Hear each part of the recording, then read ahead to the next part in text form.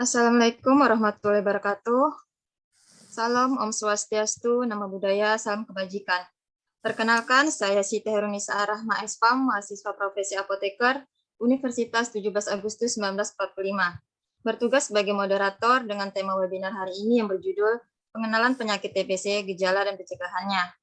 Pertama-tama yang saya hormati Ibu Dr. APT Diana Laila Rahmatil MPham, selaku Wakil Rektor Bidang Akademik UTAM 45 Jakarta, dan juga sebagai dosen pengampu mata kuliah farmakoterapi terapan. Yang saya hormati Ketua Pelaksana Saudara Theodorik SPAM dan pemateri kita hari ini Saudari Sofi Nurul Hidayah SPAM, dan yang saya banggakan seluruh peserta webinar yang telah menyempatkan waktunya untuk belajar dan berdiskusi bersama dalam webinar hari ini. Sebelum memulai webinar pada hari ini, mari kita berdoa menurut agama dan percayaan kita masing-masing. Berdoa dimulai. Berdoa selesai. Selanjutnya, panitia akan membagikan link absen beserta pretest kepada peserta. Dimohon untuk mengisi link yang telah dikirimkan melalui grup WhatsApp dan kolom komentar Zoom meeting. Saya ulangi, selanjutnya panitia akan membagikan link absen beserta post-test, pretest kepada peserta. Dimohon untuk mengisi link yang telah dikirimkan melalui grup WhatsApp dan kolom komentar Zoom meeting.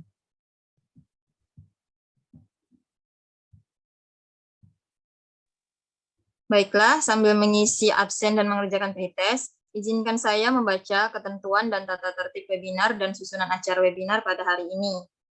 Pertama-tama, panitia akan membagikan link Zoom meeting 1 jam sebelum webinar dimulai. Peserta wajib bergabung dalam Zoom meeting 15 menit sebelum webinar dimulai. Peserta wajib menggunakan nama akun Zoom yang jelas dan sama dengan nama yang didaftarkan. Peserta wajib menonaktifkan suara atau mute saat bergabung Zoom meeting. Peserta mengaktifkan kamera atau on kamera pada saat kegiatan berlangsung. Peserta mengisi daftar kehadiran webinar sekaligus pretest pada tautan Google Form yang akan diberikan melalui grup WhatsApp dan kolom komentar Zoom meeting. Pertanyaan-pertanyaan terkait materi webinar diajukan secara tertulis melalui kolom komentar Zoom meeting atau bertanya secara langsung dengan cara raise hand. Terlebih dahulu, peserta mengisi daftar kehadiran webinar sekaligus post-test pada tautan Google Form yang akan diberikan melalui grup WhatsApp dan kolom komentar Zoom meeting. E-sertifikat hanya akan diberikan pada peserta yang mengikuti webinar hingga selesai, mengisi daftar hadir dan mengerjakan pretest dan post-test yang diberikan panitia. E-sertifikat akan dikirimkan melalui grup WhatsApp peserta paling lambat H+5, kemudian untuk door prize akan diundi di akhir acara. Demikian susunan acara pada hari ini. Selanjutnya kepada seluruh peserta, Mari kita bersama-sama menyanyikan lagu Kebangsaan Indonesia Raya dan Mars UTA Universitas 17 Agustus 1945.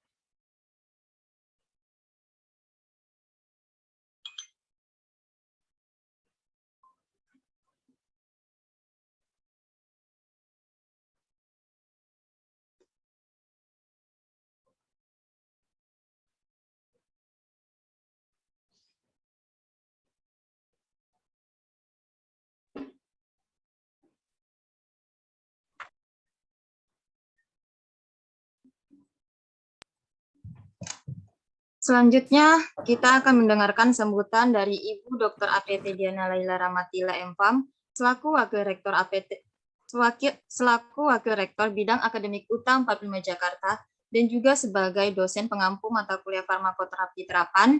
Dengan hormat kepada Ibu, saya persilahkan. Terima kasih moderator. Assalamualaikum warahmatullahi wabarakatuh. Salam sejahtera bagi kita semua. Selamat pagi. Pertama-tama marilah kita panjatkan puji dan syukur karena pagi ini kita masih diberikan kesempatan untuk bisa berkumpul mendengarkan webinar untuk penambahan peningkatan pengetahuan tentang obat dan pengobatan.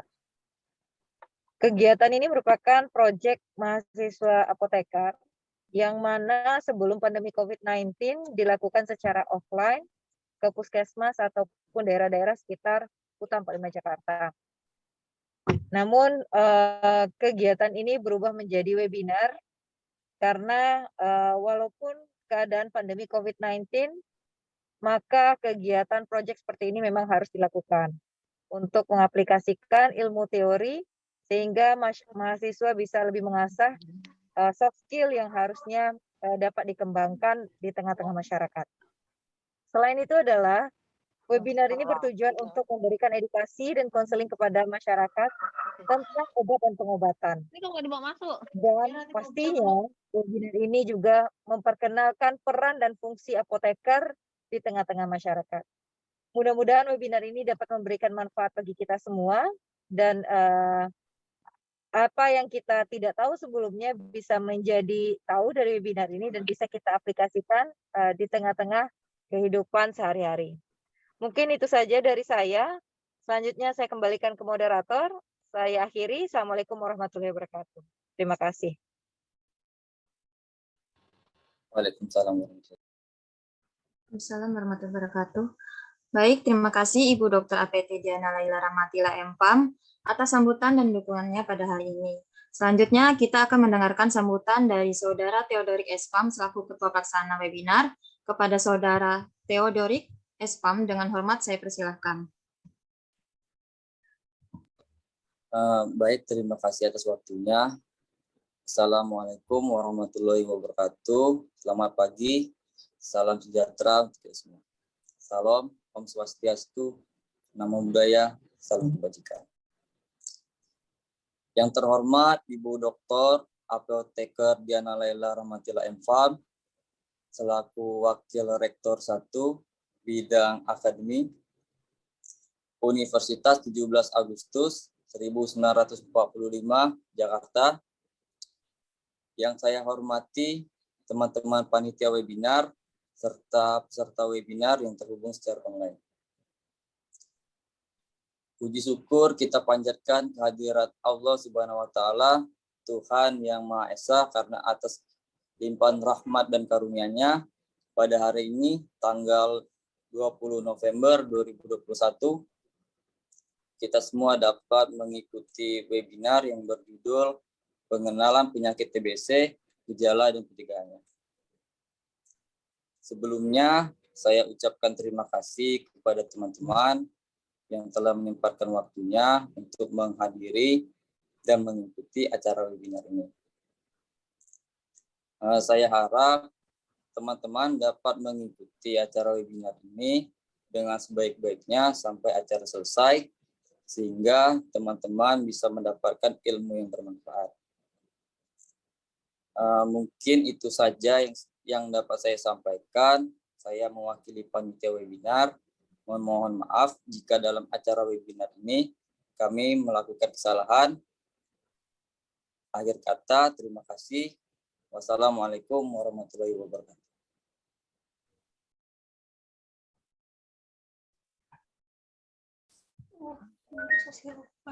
Baik, terima kasih kepada Saudara Theodorik SPham selaku Ketua Pelaksana atas sambutannya. Kemudian kita akan memasuki acara inti, yaitu penyampaian materi oleh Saudara Sofi Nurul Hidayah SPham dengan tema pengenalan penyakit TBC, gejala dan pencegahannya. Sebelumnya, izinkan saya membacakan CV dari pemateri kita pada hari ini.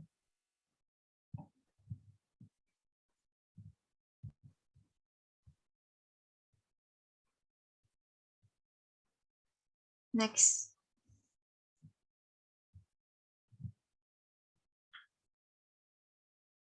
Nama Sofi Nurul Hidayah Esfam, tempat tanggal lahir Lamongan 29 September 1997, beragama Islam, beralamatkan di Lamongan, Jawa Timur. Riwayat pendidikan, beliau bersekolah di MI Rodratul Muta'abidin pada tahun 2004 hingga 2010, kemudian melanjutkan pendidikan di SMP Negeri 2 Paciran pada tahun 2010 hingga 2013, melanjutkan pendidikan di SMA Negeri 2 Lamongan pada tahun 2013 hingga 2016. Kemudian beliau melanjutkan pendidikan S1 Farmasi di Universitas Islam Negeri Malang pada tahun 2016 hingga 2020.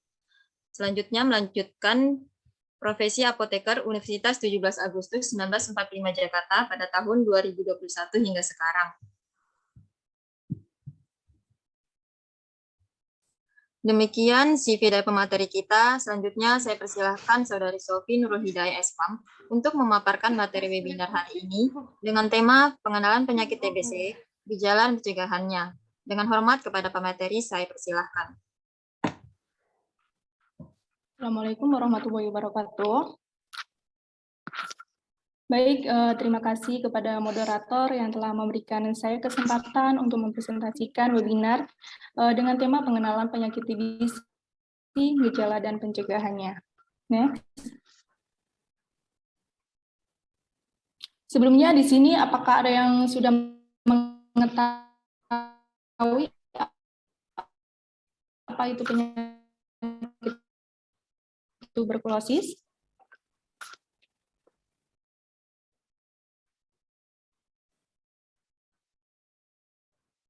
Oke, jadi tuberkulosis ini adalah suatu penyakit kronik menular yang disebabkan oleh bakteri Mycobacterium tuberculosis.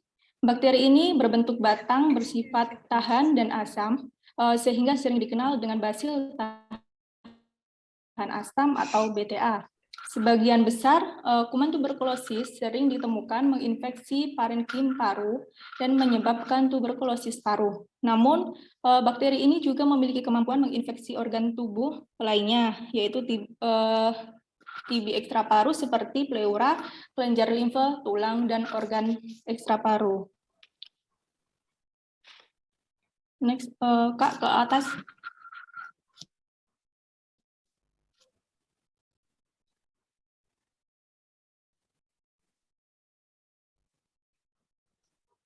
Selanjutnya, yaitu terdapat beberapa kelompok orang yang memiliki resiko lebih tinggi untuk mengalami penyakit tuberkulosis.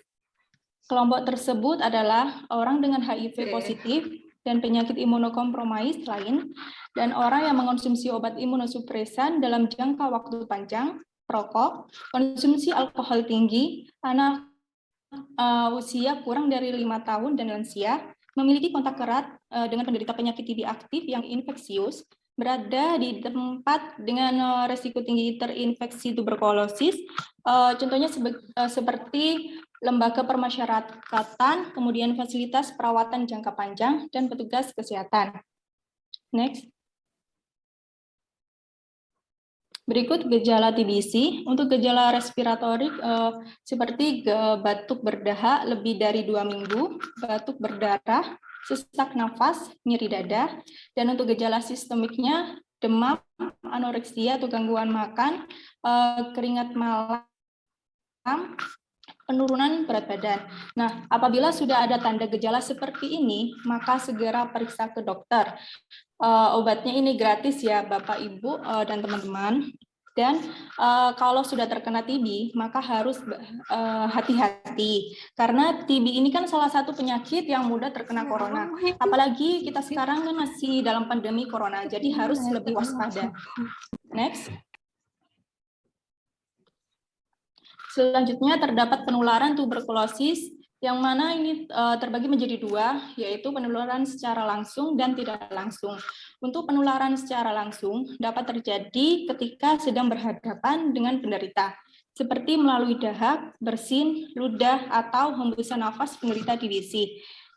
Selanjutnya, untuk penularan secara tidak langsung dapat terjadi melalui debu dan alat makan yang mengandung bakteri Mycobacterium tuberculosis.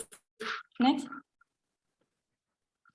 Tujuan dari pengobatan TBC ini yaitu menyembuhkan, mempertahankan kualitas hidup dan produktivitas pasien, mencegah kematian akibat TBC aktif atau efek lanjutan, mencegah kekambuhan TBC, mengurangi penularan TBC pada orang lain, mencegah perkembangan dan penularan resisten obat. Next. Untuk prinsip terapi tuberkulosis sendiri yaitu untuk menghindari penggunaan monoterapi. Kemudian obat antituberkulosis diberikan dalam bentuk kombinasi dari beberapa jenis obat dalam jumlah cukup dan dosis tepat sesuai dengan kategori pengobatan. Hal ini untuk mencegah timbulnya kekebalan terhadap obat antituberkulosis. Untuk menjamin kepatuhan penderita dalam menelan obat, pengobatan dilakukan dengan pengawasan langsung oleh seorang pengawas menelan obat. Pengobatan TB diberikan dalam 2 tahap, yaitu tahap intensif dan lanjutan. Next. Untuk tahap intensif atau tahap awal, penderita mendapat obat setiap hari dan perlu diawasi secara langsung untuk mencegah terjadinya kekebalan obat. Bila pengobatan tahap intensif tersebut diberikan secara tepat, biasanya penderita menular menjadi tidak menular dalam kurun waktu 2 minggu. Sebagian besar penderita TB BTA positif menjadi BTA negatif dalam waktu 2 bulan. Next. Selanjutnya terdapat tahap lanjutan. Pada tahap lanjutan, penderita ini mendapatkan jenis obat lebih sedikit, namun dalam jangka waktu yang lebih lama. Tahap lanjutan ini penting untuk membunuh kuman persiter atau dorman sehingga dapat mencegah terjadinya kekambuhan. Berikut panduan obat antituberkulosis yang digunakan di Indonesia. Untuk kategori 1, itu pada kasus baru BTA positif, BTA negatif atau ronsen positif dengan kelainan parenkim luas, kasus TB ekstra paruh berat. Untuk pengobatannya pada fase intensif itu diberikan obat antituberkulosis isoniazid, rifampicin, pirazinamid, dan etambutol setiap hari selama 2 bulan. Sedangkan pada fase lanjutan diberikan obat antituberkulosis isoniazid, rifampicin 3 kali seminggu selama 4 bulan. Dan untuk kategori 2, yaitu pada kasus relapse BTA positif, gagal BTA positif, pengobatan terputus. Untuk fase intensifnya diberikan obat antituberkulosis, isoniazid, rifampicin, pirazinamid, etambutol, dan streptomycin setiap hari selama 2 bulan. Atau diberikan obat antituberkulosis, isoniazid, rifampicin, pirazinamid, dan etambutol setiap hari selama 1 bulan. Sedangkan pada fase lanjutan diberikan obat antituberkulosis, isoniazid, rifampicin, etambutol 3 kali seminggu selama 5 bulan. Dan untuk kategori 3 ini pada kasus BTA negatif atau ronsen positif sakit ringan, TB ekstra paruh ringan. Untuk fase intensifnya diberikan obat antituberkulosis, isoniazid, rifampicin, dan pirazinamid setiap hari selama 2 bulan. Sedangkan untuk fase lanjutannya diberikan obat antituberkulosis, isoniazid, dan rifampicin 3 kali seminggu selama 4 bulan. Sedangkan untuk sisipan, yaitu pada kasus apabila pada akhir fase intensif pengobatan pasien baru BTA positif dengan kategori 1 atau BTA positif pengobatan ulang dengan kategori 2, hasil pemeriksaan dahak masih BTA positif. Nah, itu diberikan pengobatan fase intensif, yaitu obat antituberkulosis isoniazid, rifampicin, pirazinamid, etambutol setiap hari selama 1 bulan. Nah, untuk efek samping dari obat antituberkulosis ini, untuk obat isoniazid ini efek sampingnya yaitu nyeri, kesemutan, mati rasa. Oleh karena itu diberikan obat piridoksin untuk mengatasi efek sampingnya. Sedangkan untuk rifampicin itu efek sampingnya urin berwarna merah, pirazinamid itu nyeri sendi, gangguan keseimbangan tubuh, etambutol gangguan penglihatan, sedangkan streptomycin itu gangguan pendengaran. Nah, obat TB ini adalah obat yang wajib diminum, tidak boleh sampai lupa. Biasanya 2 bulan pertama itu sudah tidak menularkan, tetapi obat antituberkulosis ini harus dilanjutkan sampai 6 bulan, walaupun penderita sudah merasakan sembuh. Nah, apa yang dikhawatirkan jika berhenti mengonsumsi obat antituberkulosis atau tidak teratur minum obat, yaitu Bapak Ibu atau teman-teman bisa menjadi TB resisten obat. Nah, apabila sudah terkena TB resisten obat, maka pengobatannya ini makin lama, yaitu 9 sampai 11 bulan, dan itu pun pengobatannya diulang dari awal lagi.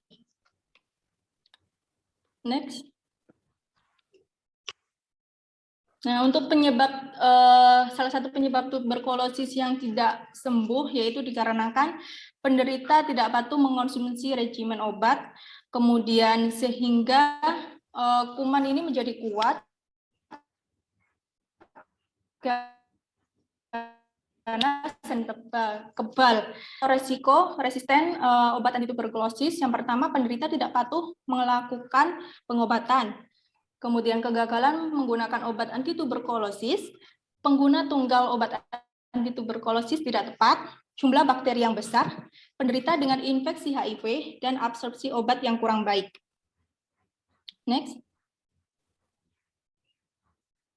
Berikut terdapat pencegahan penyakit tuberkulosis. Yang pertama yaitu imunisasi BCG atau Bacillus calmette-guerin pada anak balita. Kemudian vaksin BCG ini diberikan sejak anak masih kecil agar terhindar dari penyakit TBC. Kemudian apabila ada yang dicurigai sebagai penderita TBC, maka harus segera diobati sampai tuntas agar tidak menjadi penyakit yang lebih berat dan menjadi penularan. Yang ketiga, bagi penderita TBC untuk tidak membuang dahak atau ludah sembarangan dan tutupi mulut saat batuk, bersin, dan tertawa. Menggunakan masker saat berada di tempat ramai dan setiap selesai bepergian maka segera mandi dan ganti baju. Selanjutnya, memenuhi kebutuhan nutrisi dan cairan tubuh sehari-hari dengan mengonsumsi makanan sehat untuk meningkatkan kerja sistem imun dalam melawan infeksi bakteri penyebab tuberkulosis. Kemudian istirahat yang cukup, tidak boleh kelelahan, dan banyak minum air putih. Next, Kak. Tidak boleh menggunakan alat makan secara bersamaan, dan rumah itu harus memiliki ventilasi udara yang baik, di mana sinar matahari pagi itu bisa masuk ke dalam rumah agar rumah itu tidak lembab. Next.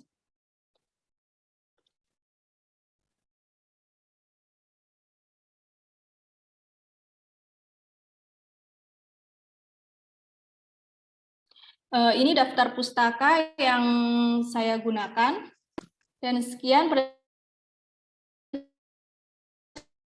presentasi dari saya. Mohon maaf kepada moderator.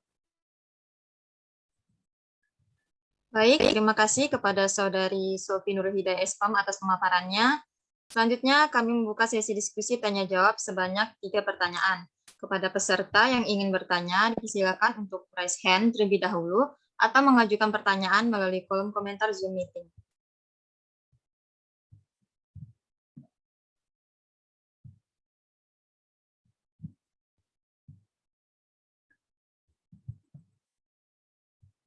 Baik, atas nama Angelia ingin bertanya.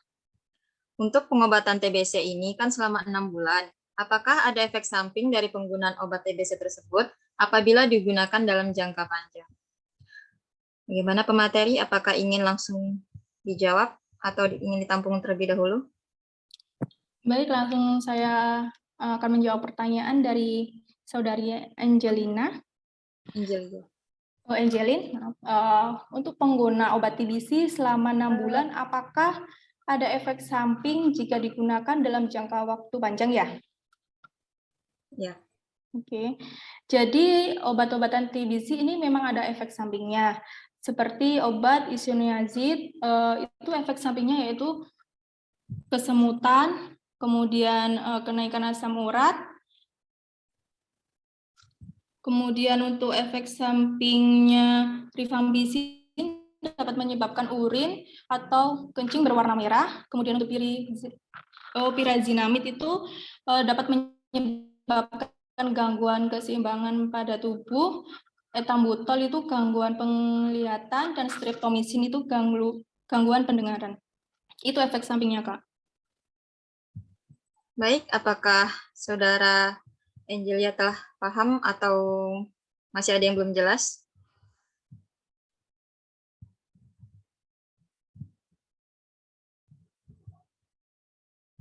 Baik, sepertinya sudah jelas. Kita ke pertanyaan selanjutnya. Saudara Satrio Dwi R, mohon izin bertanya, mengapa pengobatan TBC memerlukan waktu yang lama? Baik, pemateri, apakah ingin langsung menjawab?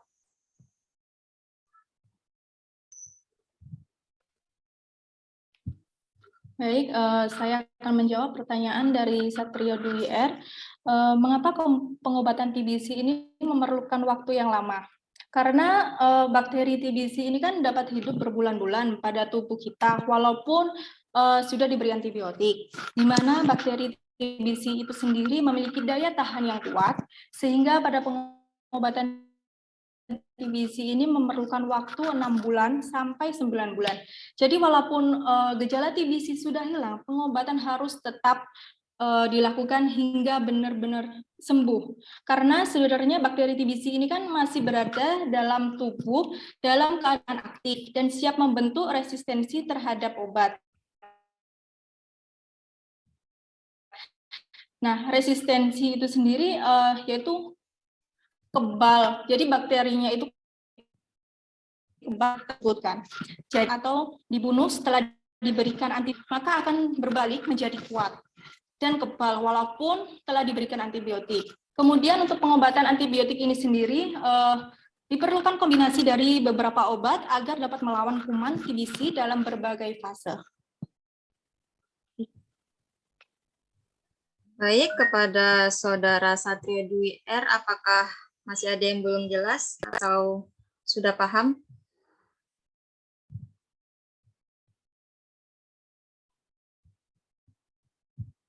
Oke, sepertinya sudah paham ya. Kita ke pertanyaan selanjutnya. Saudara Rosa Al-Hanifah, Kak mau bertanya, pola hidup yang bagaimana yang harus kita miliki agar terhindar dari penyakit TBC? Pada pemateri, saya persilahkan.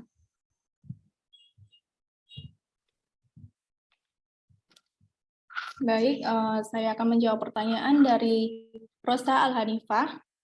Pola hidup yang bagaimana yang harus kita miliki agar terhindar dari penyakit TBC. Jadi pola hidup sehat adalah kuncinya, karena kita tidak tahu kapan kita bisa terpapar dengan kuman TBC. Dengan pola hidup sehat, maka daya tahan tubuh kita diharapkan cukup untuk memberikan perlindungan, sehingga walaupun kita terpapar dengan kuman TBC, tidak akan timbul gejala. Pola hidup sehat adalah dengan mengonsumsi makanan yang bergizi, seperti sayur dan buah-buahan, banyak minum air putih, istirahat yang cukup, tidak boleh kelelahan, kemudian selalu menjaga kebersihan diri dan lingkungan hidup kita. Juga rumah itu harus mendapatkan sinar matahari yang cukup, tidak lembab. Selain itu, hindari terkena percikan batuk dari penderita TBC dan tidak bercampur alat makan. Baik, kepada Saudara Rosa, apakah bisa dipahami atau masih ada yang belum jelas?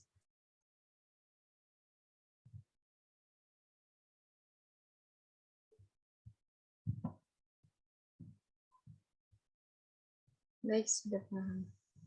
Baik.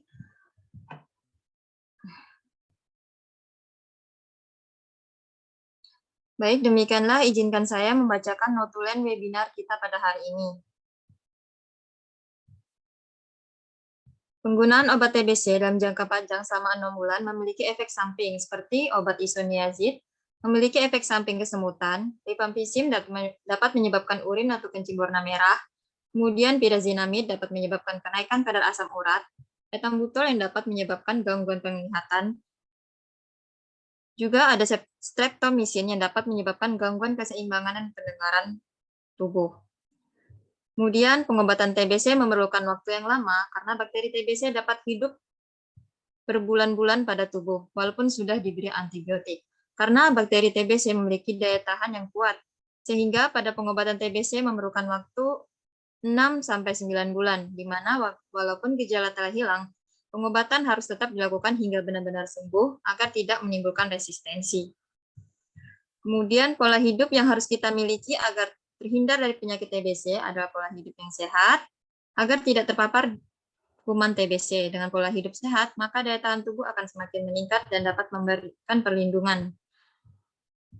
Cara pola hidup yang sehat adalah dengan mengkonsumsi makanan yang bergizi, menjaga kebersihan lingkungan hidup kita, juga rumah harus mendapatkan sinar matahari yang cukup. Selain itu, hindari terkena percikan batuk dari penderita TBC dan tidak bercampur alat makan. Selanjutnya, untuk mengukur pemahaman peserta, panitia akan mengirimkan Google Form Post Test, diharapkan kepada seluruh peserta untuk dapat mengisi dengan baik dan benar, sesuai dengan penjelasan yang dipaparkan oleh pemateri. Saya ulangi, untuk mengukur pemahaman peserta, panitia akan mengirimkan Google Form Post Test, diharapkan kepada seluruh peserta untuk dapat mengisi dengan baik dan benar sesuai dengan penjelasan yang dipaparkan pemateri.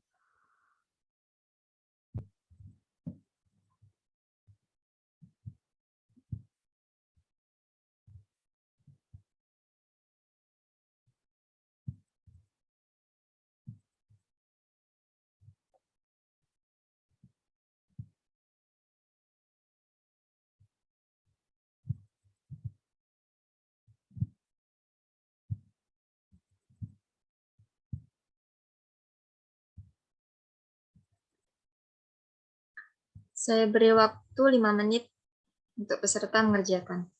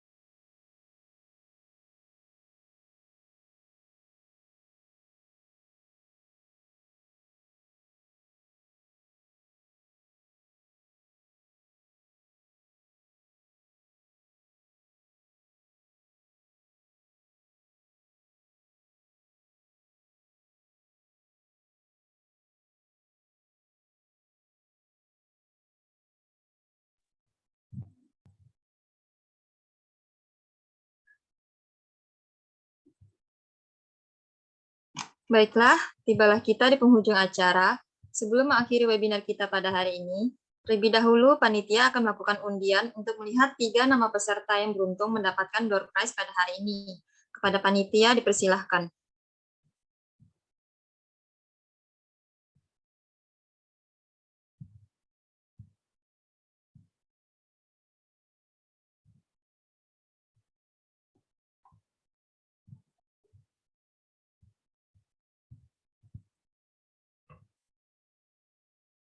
Baik, peserta atas Karin Ayu Adinda Esfam, apakah berada di room Zoom meeting?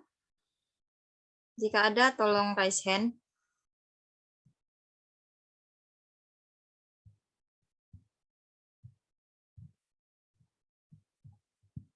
Panitia, tolong dicek apakah Karin Ayu Adinda Esfam ada di Zoom.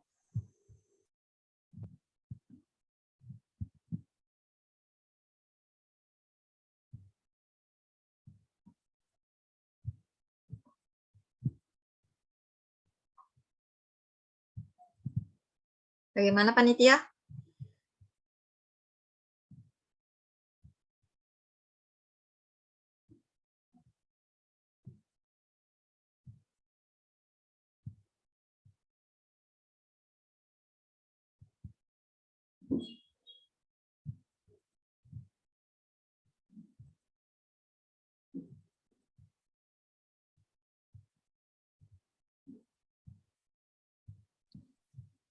Izin menjawab, Kak, untuk Karina Ayu Adinda nggak ada di room Zoom.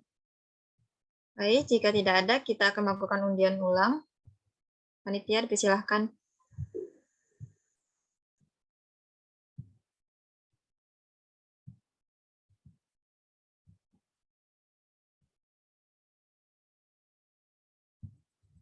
Peserta atas nama Halimatun Sa'dia Esfam, apakah berada di Zoom meeting? Jika ada, tolong raise hand.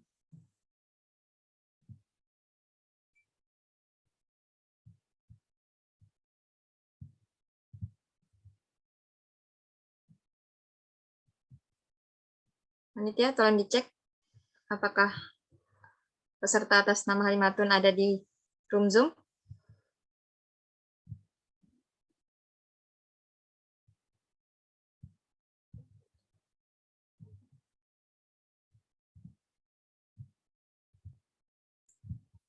Halimatun ada. Baik, jika ada, selamat pada Kak Halimatun. Kemudian kita akan melakukan rolling selanjutnya.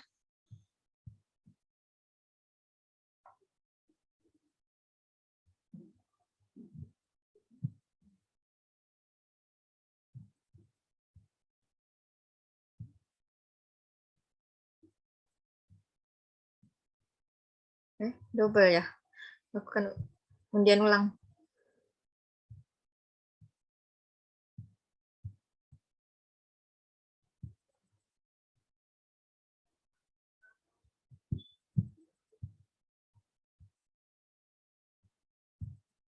Peserta atas nama Kinanti Rodatul Jannah, apakah berada di room Zoom? Panitia, tolong dicek ya.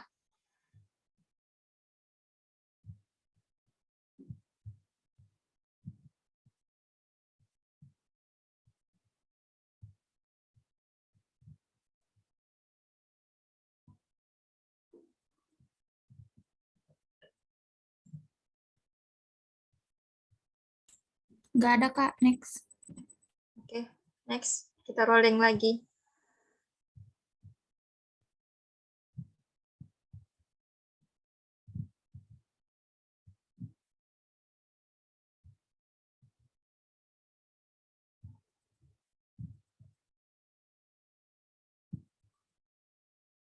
Peserta atas nama Henny Permita Esfam, apakah ada di room Zoom? Jika ada, tolong raise hand.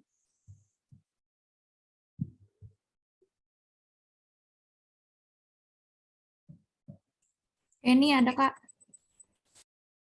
Ada, baik. Kita ke satu peserta lagi.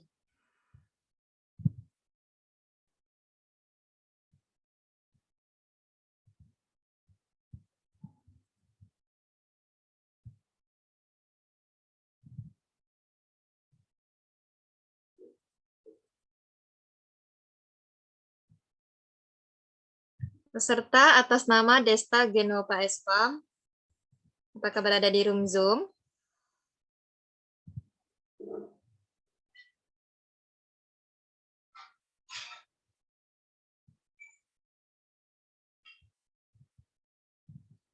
Panitia, tolong dicek.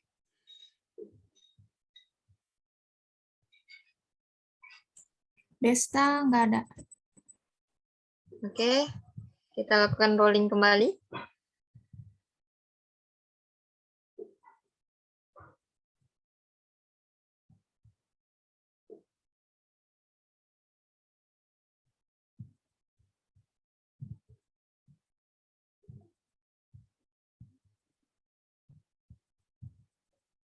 Peserta atas nama Maria Sheila Setianing Tias, Espam, apakah berada di room Zoom?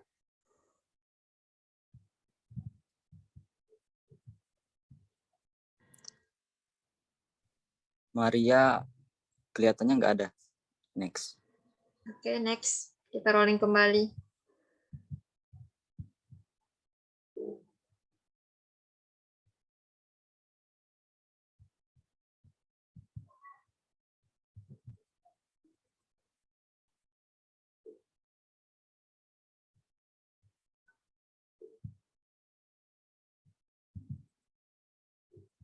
Baik, peserta atas nama Aan Widya Saputra, apakah berada di room Zoom?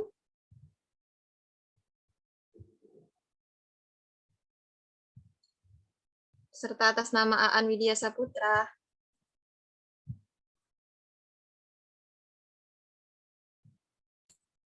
Nggak ada, Kak. Next. Oke, next. Kita rolling kembali ya.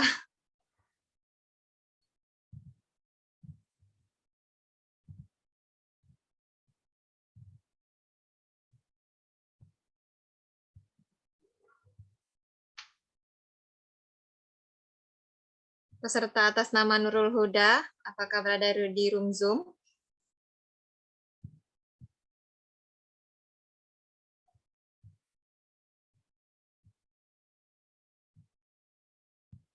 Atas nama Nurul Huda. Nurul Huda juga nggak ada. Oke. Next, Kak. Oke. Banyak yang tidak ada ya.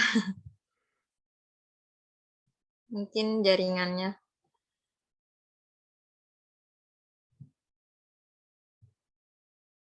Atas nama Linda Heriana, apakah berada di room Zoom?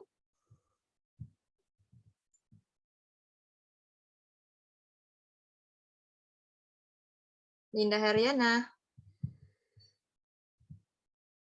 Nggak ada. Wow, banyak yang tidak ada ya. Oke, next.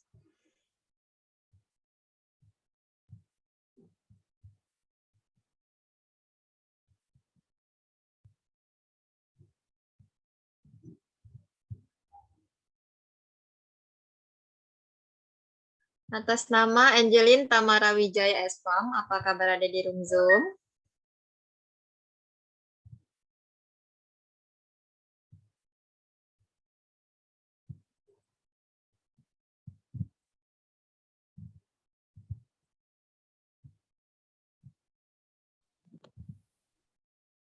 Panitia, tolong dicek. Tidak ada.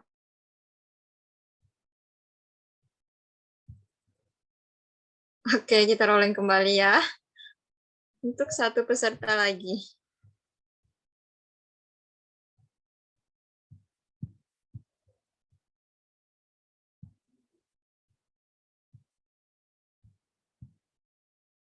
Peserta atas nama Satrio Dwi Ramadan Espam, apakah berada di room Zoom?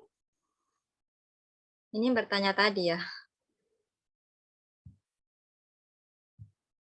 Atas nama Satrio Dwi Ramadan Espam. Ada, Kak. Baik, oke. Udah lengkap 3 peserta ya. Demikian saya ucapkan selamat kepada 3 peserta yang beruntung mendapatkan prize dan telah antusias mengikuti webinar pada hari ini. Untuk informasi lebih lanjut akan dihubungi oleh panitia. Selanjutnya akan dilakukan sesi foto bersama. Kepada seluruh peserta diharapkan untuk mengaktifkan kameranya. Saya ulangi, selanjutnya akan dilakukan sesi foto bersama. Kepada seluruh peserta diharapkan untuk mengaktifkan kameranya.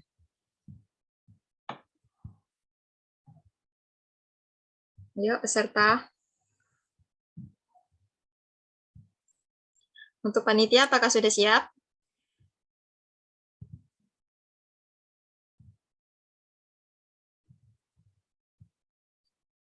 Panitia. Sebentar, Kak, sebentar. Oke. Sudah, Kak. Oke, kita ke slide 1. Selanjutnya, slide 2.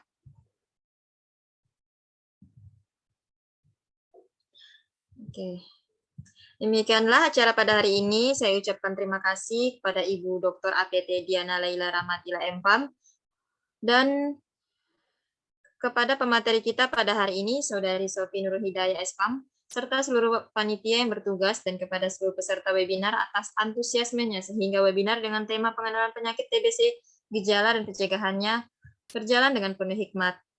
Akhir kata, wassalamualaikum warahmatullahi wabarakatuh. Selamat pagi dan sampai bertemu pada kesempatan berikutnya. Terima kasih. Terima kasih, Kak Nisa. Terima kasih. Terima kasih. Terima kasih juga untuk peserta.